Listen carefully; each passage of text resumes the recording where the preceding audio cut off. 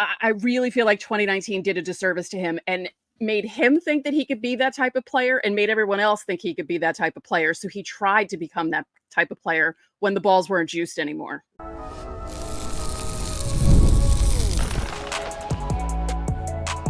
You are Locked On Yankees, your daily New York Yankees podcast. Part of the Locked On Podcast Network, your team every day. Welcome to Locked On Yankees, which is part of the Locked On Podcast Network, your team every day. Thank you for making us your first listen every day. I'm Stacey Gotsoulias. You can start the season with a big return on FanDuel. New customers can place a $5 bet, and you'll get started with $150 in bonus bets if you win your first $5 bet. Visit FanDuel.com to get started. With me, as usual, my co-host Brian McKeon. Brian, how are we doing? Interesting day, correct? Tuesday was an interesting day. We have a lot to discuss. Before we get started, don't forget, subscribe to Locked On Yankees on whichever podcasting platform you prefer. Subscribe to our channel on YouTube, like our videos, hit the bell so you're notified when our videos go live. Brian Cashman at the GM meetings and not yelling at someone. So that's an improvement over last season. We have some quotes from him. We will dissect them. And one of the quotes was about Gleyber Torres and his future. And we are going to start the show off with that. Yeah, I think it's worth noting. We were planning on breaking this down at some point coming forward. Anyway, why not do it today? Based on his comments on Gleyber, I don't know if you felt the same way, but I kind of felt like less confident they'd bring him back, I guess. Yes. Actually, let's play the comments for people just in case they didn't see the video, and you let us know in the comments what you think about this. Does that bother you? His defense, is that a problem in your mind when you look at his fielding percentage? And obviously he's very good going to the right, but not very good going the other way. I think Gleyber has been a really good Major League Baseball player. In the end, one of the reasons why we got as far as we did. I'm not going to dissect what he's good at and what he's not as good at. Obviously I think he'll have a lot of conversations with a lot of teams that have a need in that area. And that also might include us, who knows. And but I appreciate his efforts while he was here, and he was mashing down the stretch like we needed him to be. But again, everybody has their strengths and weaknesses, but I'm not going to dissect what's best as we move forward. We're just going to obviously make the best decisions we can with what's available from within. Or outside. We can import a third baseman, move Jazz over. We can promote from within with a guy like Caleb Durbin, for instance, who's crushing it in the Arizona Fall League. We can run into some trade opportunities or free agents. Just not sure what we're going to do just yet. But I want to thank Gleyber for the time while he was here, without closing any doors either on a reunion night. I thought what he said at the end was interesting because he wanted to wish Gleyber his best, but also not close any doors on a possible reunion. So yeah, it feels like to me, this is going to be a Giancarlo Stanton quasi situation. Hear me out. They only got Giancarlo Stanton still to this day, in my opinion, because it was kind of handed to them. It fell in their lap, right? They were offered Starling Castro for the NL MVP. What option do you really have? And they made that deal and it worked out and it's phenomenal. This feels like the same scenario from a signing perspective. To me, the only way they bring Gleyber back is if Gleyber comes to the Yankees and says, all right, I'll take 1 year, $12 million, and gives them just a bargain that they can't refuse for a starting second baseman of his caliber, and that's it. I don't think there's a chance that he comes back, mainly because of this. I think Cashman reads the writing on the wall. Some middle market team's going to give him a multi-year deal, and I think the Yankees are just unwilling to do that. So I think he's reading the writing on the wall, and he's leaving the door open saying, hey, if you want to come back and sign a 1 year deal with us, and approve a deal in a sense, by all means, we're open to that. But anything other than that, I think maybe they're open to a 2 year deal. But other than that, I don't think the Yankees are open to really anything with him. A 265 career hitter, 334 on base. His best year was 2019, Stacey, at 278 that year with 38 homers, 90 RBIs. That was the year that I think everybody kind of saw Gleyber going on this upward trajectory to becoming the player that was the number one overall prospect in baseball and the centerpiece of that Aroldis Chapman trade. His fielding is a concern. He had 18 errors this year, led baseball. 2022, he had the same amount of errors. That was another problem. They've tried him at shortstop. That hasn't worked. To me, it just feels like he's going to wind up signing some, maybe the AAV isn't huge, but he's going to sign some kind of deal that's got 3 or 4 or 5 years on it. And I think it's going to be enough for the Yankees to say no. Just from the way that Cashman spoke, it just doesn't seem like he's overly confident Gleyber's going to be back. Right. And all the suggestions that he made, like, hey, we can do this and we can do that. And we discussed some of those things too, with regards to other positions, like especially Jazz, because Jazz can play 3 different positions. And if they need to move him somewhere else, or even need to move him to second and get an actual third baseman, then that's bye-bye Gleyber. And if you were so dead set on Gleyber returning, you wouldn't give all those options. You wouldn't say, oh, we can move Jazz over, we can sign some. You wouldn't say that if you were dead set on Gleyber coming back. So to me, it doesn't seem like there's going to be really much of a sense of him coming back. I don't think there's a lot of confidence out of the GM. Overall, what do you wind up, if this is the end for Gleyber, how do you wind up viewing his Yankee tenure? I'm not sure. I'm trying to go first. Yeah, you go first, because I'm trying to think of like a comparison player. I don't really have a comparison player, but I will say that I view it as very underwhelming. I had a lot of faith in Gleyber coming in, and after the first 2 years, especially his first year was really good. He had high average, had some power, had some RBIs.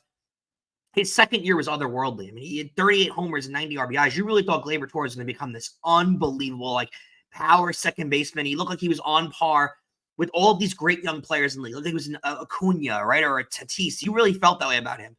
And then the drop-off happened, and it was such a drastic drop-off. I don't know if I entered the Gleyber Torres era when they made the trade and then waiting for him to come up, and then you had the injury at Scranton, and you really had so much faith he was going to be the superstar. After the first 2 years, I thought he was going to be an absolute stud. Heck, after the second year, I was a proponent of them giving him an extension. I really was. I was like, give him a 10-year extension right now. Do one of those Braves deals, lock him up. And Stacey, he completely dropped off. That the word I would give it is underwhelming. Do you think 2019 was a disservice to Gleyber Torres because of the juiced balls? Because he wasn't that type of player in 2018. He was more like hitting doubles. He would run into one every once in a while. But the 38 home runs was like out of nowhere. And I think that in his case, and even in DJ LeMahieu's case, the juiced balls kind of made them seem like they were way better players than they actually were. Also, COVID didn't help, and the shortened season the next year, and even 2021 starting off in a funky way.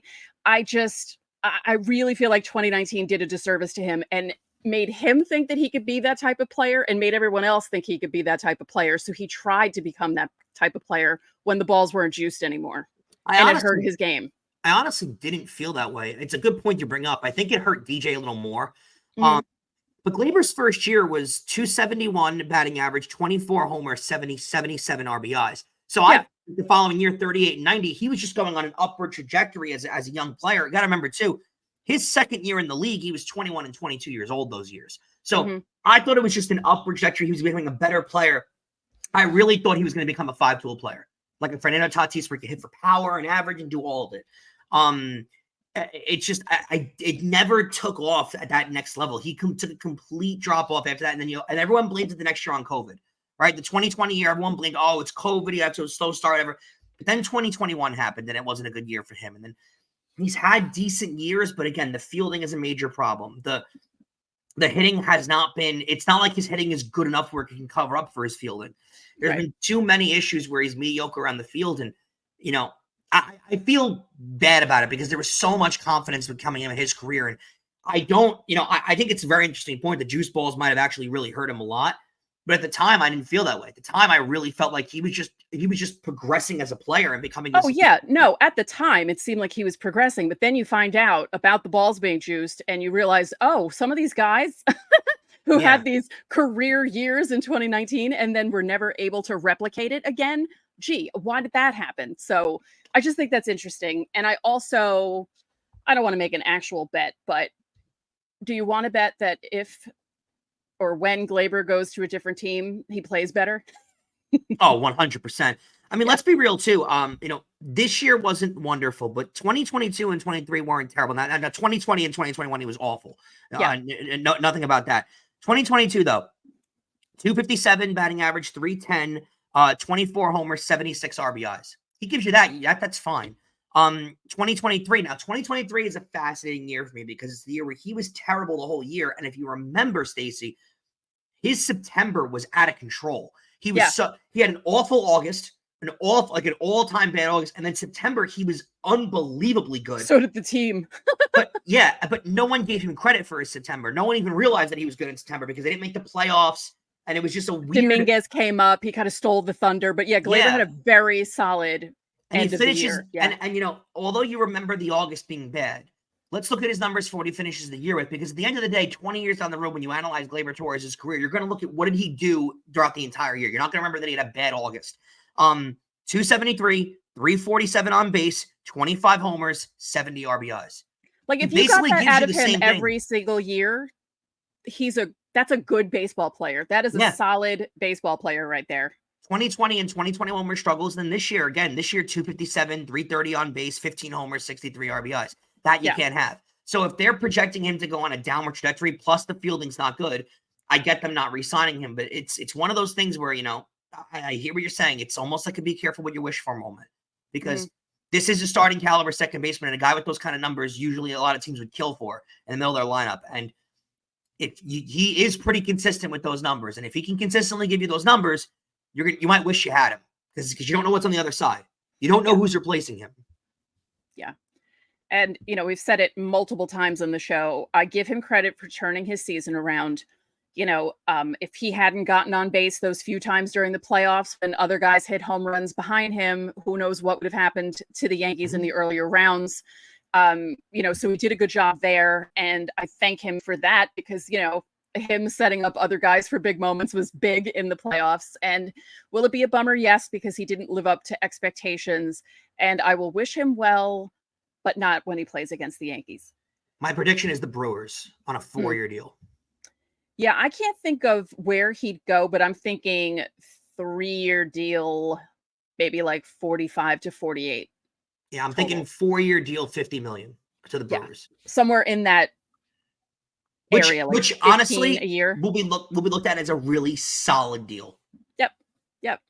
All right, don't forget, subscribe to the channel, hit the like button on our videos, hit the notifications so you know when our videos go up. You can also join the Locked On Yankees Insiders Club. The link is in the description. You get text from us. You can text us questions, comments, reactions to the games when they're being played. See, I have the script written and I say it like it's automatic. Reactions to all the free agent and off-season roster moves and any crazy things that Cashman says, like what's coming up in segment 2, because I'm looking forward to the reactions to some of these quotes. There's a 14-day free trial. So like I said, coming up, we're going to dissect some of Cashman's other quotes from the GM meetings. Get ready to tackle the NFL action with FanDuel. It's America's #1 sports book, because right now, new customers can bet $5 and get $150 in bonus bets if you win. The FanDuel Sportsbook app gives you everything you need to place live bets on the NFL all in one place. So when you get a hunch in the middle of the game, you can check out the latest stats, view live play-by-play, and so much more on the same page where you place your bets. Guys, you can get it on baseball futures already for next year. So if you love the Yankees run, and they're going to do great things in the offseason, you can bet the Yankees to win the World Series next year. It's going to take a long while to cash it out, but FanDuel will have it for you. Also, NFL bets, Champions League. Tennis is getting back started in January. All of it's right available. The NBA just started. College basketball is kicking off. It's all there, all available on FanDuel.com, the best place to place all of your bets. All you got to do is visit FanDuel.com to join today. You'll get started with $150 in bonus bets if you win your first $5 bet. That's FanDuel.com. Never waste a hunch and make every moment more with FanDuel. It's the official sportsbook partner of the NFL. Thanks again for making Locked On Yankees your first listen. And remember that every Friday is Fan Mail Friday. You can leave questions underneath the pinned comment of our videos Monday through Thursday, or you can join the Locked On Yankees Insiders Club. It gets you top priority during Fan Mail Friday. That link is in our description of every video. Stacey, the comments by Brian Cashman, I wouldn't call them cryptic. Annoying is definitely a word I'd give it. And some of them a little weird. Let's break them down, because I don't love a lot of these. Yeah. I joked that, he didn't yell at anyone during the press circle at the GM meetings like he did last year. And we had broken that down last year. If you want to watch that video, look it up because it was really funny. We couldn't believe some of the things that he was saying in the fight that he got into with Joel Sherman. It was just amazing. So I was a little worried when I saw the videos popping up on Twitter because I thought to myself, oh no, what did he say now? And yeah, some of the stuff that he said was interesting. This is him on the World Series and the moves that Boone made in the World Series. Let's listen to this. There's some moves in the playoffs that didn't work out that you're disappointed in with him. That's true. That you can do that. The manager job is so impossible. So you can play the game of second guessing because you're either going to make a move and it'll be right, you make a move and it'll be wrong, and then have at it, right? So, as I said, I think he's a really, really good manager. I think we're lucky to have him, and he's done a great job. And but at the same time, it's a very hard job to do, always. So, and it gets harder in the postseason because ultimately it's either whatever you do either works or it doesn't. So there's no gray area. So here's my reaction to that. About the whole, there are moves that are made and sometimes they work out. Sometimes everyone knew the Nestor thing was not going to work out in game 1 against the Dodgers. No one thought that was a good move. Well, Dodgers fans thought it was a good move. No one else thought that was a good move. And for him to come out and say things like this, like, I know he doesn't want to trash Boone in his comments, but you can't come out with a straight face and say, oh yeah, the management or manager job is impossible and he's doing a great job. And what? It's the great job thing that kills me. Because he made in recent memory, one of the bigger blunders we've seen in a really long time in baseball. And it was full out throughout the year. I mean, I mentioned this all year. I'm sure a lot of our listeners are going to start laughing. Go back to that Brewers game in June. And I know I freaked out and I know you're going to laugh and I get it. But that is a precursor to really the rest of the season, because that minor error that happened in that game led to more errors and to an error that happened in game 1 of the World Series that wound up, highly contributing to them losing the World Series. And to say that it's a hard job, guess what, Cashman? Like, you're the guy that's supposed to hire the guy that's supposed to be able to do the hard job and excel at the hard job. It was still a hard job when Joe Torre did it and he exceeded at it. It was still a hard job when, Joe Girardi did it and he succeeded at it. So I don't want to hear that, oh, it's a hard job. We know. No one here is claiming that we can all do the job, but your job is to hire a guy that can fulfill that hard job, and he hasn't done that. I don't think I clipped this one, but they had asked him about Boone and his contract, and he hinted at the fact that maybe the Yankees will look into another extension rather than just picking up his option. They're never getting rid of him. They're never getting rid of him. No amount of embarrassing playoff losses will ever get rid of this man. I don't know if he has blackmail material. I don't know what is going on, but I don't understand how they allow this to keep happening. It's unbelievable to me. He should be on not a game-to-game basis, but he should be on a season-to-season basis, because it's so embarrassing. The Yankees are embarrassing right now. Like, it's embarrassing to be a Yankee fan because they don't do anything about the failures that have happened. Remember last year, this audit that they were supposed to have to find out, oh, why were they only 82 and 80? Why did they have their worst season since the 90s? This and that. Did we find anything out from there? Did anyone get removed from the organization? No. Yeah. And they were lucky. The rest of the AL was terrible. They were able to finish with enough wins to put them ahead of everyone else. And when they played the Dodgers, all of their flaws were exposed on the biggest stage in front of everyone. And one of their biggest flaws is their manager and his in-game managing, which is terrible. And they don't do anything about it. Yeah, the managing of the bullpen's awful. The lineup changes that we're not really sure are from him or from front office. All of it. And I'm sorry, like you may need a sacrificial lamb at times. But what are the grounds for him not to be that, to make a change? And I hear the argument, right, that he's a puppet to whatever Cashman wants to do. And, Aaron Boone is just going to agree with everything they do, and he's going to do whatever they ask him to do. And that's fine. And they might hire another puppet if they fire Aaron Boone. So who really cares? It's still a different voice in the room. Firing the manager still, gives a little kick throughout the locker room, or gives, throws a bomb in the middle of the locker room and changes things up for next year. And they might hire a guy that's less known than Aaron Boone, more of a sacrificial lamb and more of a puppet to the analytics. We all understand that, but we want a different voice. We want a different, and I would kill for a manager that doesn't come out there and say, I love what I see from the guy after the guy goes 0 for 5 with 5 strikeouts looking. Right. I don't love that either. I don't love that we have to coddle guys' egos all the time.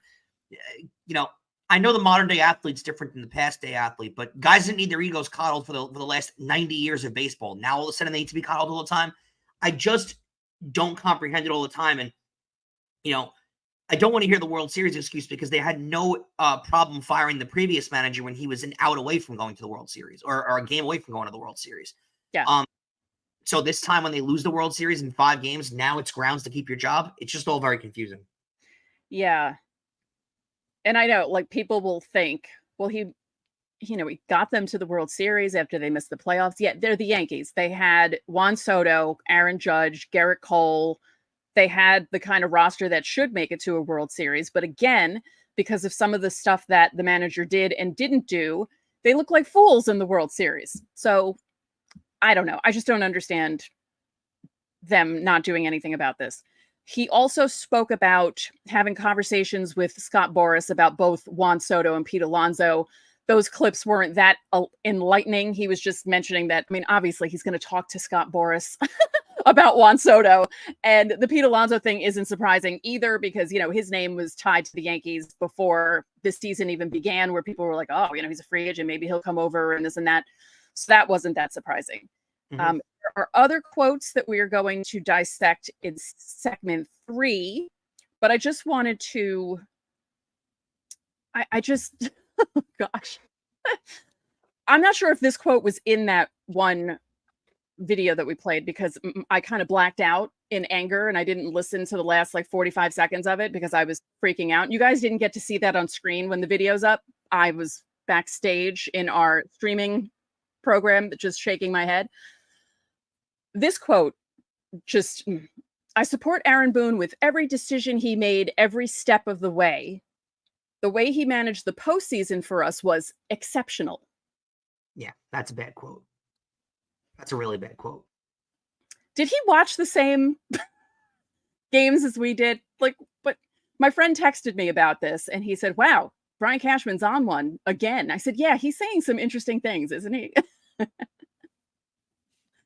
I don't even know what to, I'm actually left speechless. Right? To give you it was exceptional after, again, he made one of the worst blunders we've seen in a really long time in the postseason. So, yes. Yes. Is the quote. Yep. All right. So we're going to dissect 2 more Cashman quotes. Another one about the World Series and about the outfield and a specific person and his chance of making the outfield. So we'll discuss that next. Guys, ever feel like you need a little boost in the bedroom? It's time to stop worrying about your performance and get Hims, so you can feel confident knowing that you can get hard and stay hard whenever you're in the mood. Hims provides access to a range of doctor-trusted ED treatments like chewable hard mints and Viagra or Cialis, and their generics for up to 95% cheaper. The process is 100% online, so there's no need for that uncomfortable doctor's visit. Just answer a series of questions, and a medical provider will determine the right treatment option. If prescribed, your medication ships directly to you in discreet packaging for free. No insurance is needed, and one low price covers everything from treatments to ongoing care. With hundreds of thousands of trusted subscribers, Hims can help you find the ED option that works best for you. Start your free online visit today at hims.com/lockedon. That's HIMS.com/lockedon for your personalized ED treatment options. Hims.com/lockedon. The products mentioned are chewable compounded products which are not approved by or verified for safety or effectiveness by the FDA. Prescriptions require an online consultation with a healthcare provider who will determine if appropriate. Restrictions apply. See website for details and important safety information. Subscription required. Price varies based on product and subscription plan. And Locked On Yankees is also brought to you guys by Arena Club.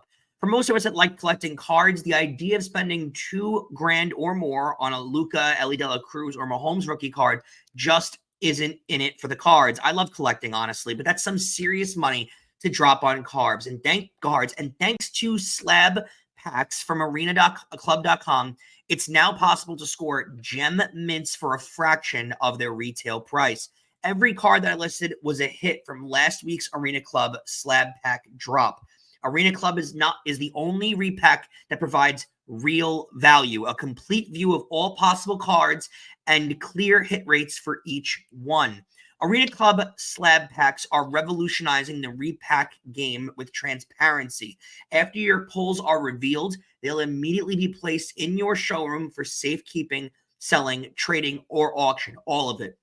The Arena Club grading process is accurate, fast, and transparent, with a full grade rationale provided and explanation of how your card was scored. So whether you're buying, selling, trading, or displaying, Arena Card is the card collecting platform you have to check out. Right now, you can get 10% off your first slab pack or card purchase by going to arenaclub.com/LockedOnMLB. Use code LockedOnMLB. That's arenaclub.com/LockedOnMLB. Code is one word, LockedOnMLB, for 10% off your first purchase. All right, we're back, and as Stacy mentioned, there are more annoying Brian Cashman quotes. What else is new? Yeah, again, at least he wasn't yelling at people, but here's another quote about the World Series, and that quote that I mentioned in segment 2 might actually be in this clip, so we'll see. Decision to use Nestor in Game 1. That's as I said, I think earlier, with the managers, they're the most impossible job going because, Nestor belonged on that roster and he was there for a reason, for certain matchups, and then managers all, whether it's Aaron Boone or anybody else in the other teams, they have decisions that are either going to be viewed at the end with the results, which is it either worked and you were smart, or it didn't work and you live with the regret. So, and that's the position they have. So I support Aaron Boone with every decision he made, every step of the way. The way he managed the postseason for us, was exceptional. Clearly the Nestor situation on that particular day didn't work out for us, but that's just the nature of the beast. You push every button and you hope, all of them work out, but some don't. But I full support on him. I think he did everything he possibly could to help us win a World Series, and I look forward to trying to do it again. I mean, give me a break. No. And even the point to say, Nestor was on that roster for a reason, he belonged on the roster. No one's debating that. But he's in to face certain guys. Yeah, the guy wasn't Ohtani. The guy wasn't Freeman. It doesn't make any sense. That quote doesn't add up. And to say he did an exceptional job is just, he's not going to come out and say he did an awful job for sure. But to say he did an exceptional job, that's a little over the top. Right. And any other manager would make the same move if he had option in his. No, they wouldn't. Tim Hill was there. Why are you not putting Tim Hill in there? Yeah, most other managers would have put in Tim Hill. Like, I just I don't get it. Whew. Again, he's not going to trash Boone, but for him, he almost sounds like Boone. Like, as you were saying previously on this show, where Boone comes out and says, he had some good at bats when a guy goes like 0 for 5 with 4 strikeouts, but he had some good at bats. Or, Gleyber makes 3 errors and he said, well, there was that one play, blah, blah. Or I saw some good things when a guy gives up the 3-run home run and they lose a game by 1 run in, the top of the 9th and they can't score in the bottom of the 9th.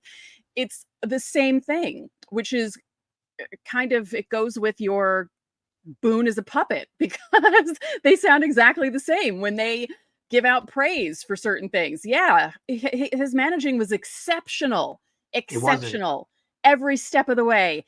exceptional. It wasn't even close. Oh, I knew this was gonna. Let's get to the next annoyance.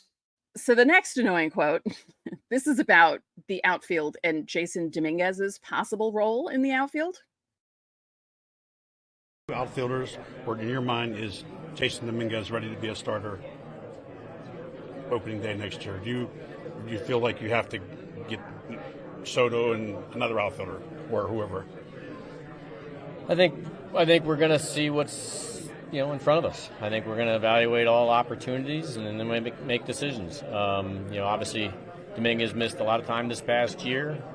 We're happy that he's here with us. He's in a position to potentially take a spot, but it's then determine. We have to compare that to what else is available to us too, and make those decisions. So I'm not saying he's guaranteed a position at this in November or whatever day it is. It's we'll wait and see how our winter plays out and what twists and turns comes our way. So hopefully, my intent, which is the same intent every year, is to you start the GM meetings, you start the winter meetings with, I hope we can run into some good things that kind of benefit us in the near term.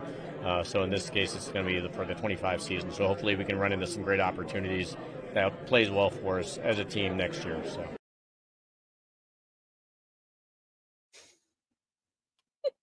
Yep.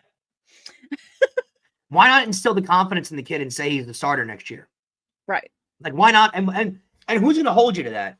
Even if Cashman says that here, there's still plenty of room to go to spring training, and he doesn't play well. And if he gives you a reason not to be the starter, no Yankee fan's going to argue with you and say he should have started. If he goes to spring training and hits 100, right, no one's going to say, "Oh, he should be starting." You're not gonna have to fall on the sword for that one. I don't get why did not take the positive out of things. And this is from an organization that, for everything imaginable, wants to find the positive. Right? They always want to find the positive. And again, 0 for 5, had good at bats. Guy gets shelled in the second inning, and he had good stuff. Why not say Dominguez is our starter next year? We're going into it to him being our starter. If he goes into spring training and hits 120, not a single fan will have a problem with Dominguez not making the roster. But why not say he's on the roster? Why say, we'll see what happens. We'll see what move we make. What good does that do? I don't get the flip-floppy, the back and forth nature of things. I don't. And it seems like there's a dislike towards Dominguez. And I don't know where it comes from, and I don't know why. And I don't know what he's done to prove it, but it's very strange where it's all coming from. Right. Because, it wasn't his fault he tore his UCL at the end of 2022. He did everything you needed him to do when he came up to play. And 2023. And I don't understand why they're jerking him around so much. No. The Yankees are so odd with some of their prospects. Like, they hang on to the guys that you shouldn't hang on to. They jerk around the ones that they shouldn't jerk around. And it's like, make a decision already. Make a decision and play him. When all of their teams in baseball, by the way, are either not afraid to trade big time prospects, or they call them up and let them play through their struggles. Play. Like, the Dodgers are the perfect example of this. You just got embarrassed by in the World Series. Gavin Lux, no issues. Called him up, let him struggle, let him figure his way out. Now he's starting games for them in the World Series. You don't like that one? Fine. Look at all the other prospects the Dodgers have had over the years in their farm system. They've had no trouble moving on from. Example, Jeter Downs, the centerpiece of the Mookie Betts trade. No problem moving on from him, and he was a top-tier prospect. The Dodgers have no problem doing these kind of things, and it's cross Major League Baseball. Teams have no problem calling up, Jack Leiter. The Rangers called him up. He struggled this year at times. Rangers had no problem calling him up and letting him experience the show. I don't know why. And then you got prospects with the Yankees like Spencer Jones, where they don't refuse to do anything on him. And he struggled this year. He should have been in the minors. No one's saying he should have been called to the major leagues.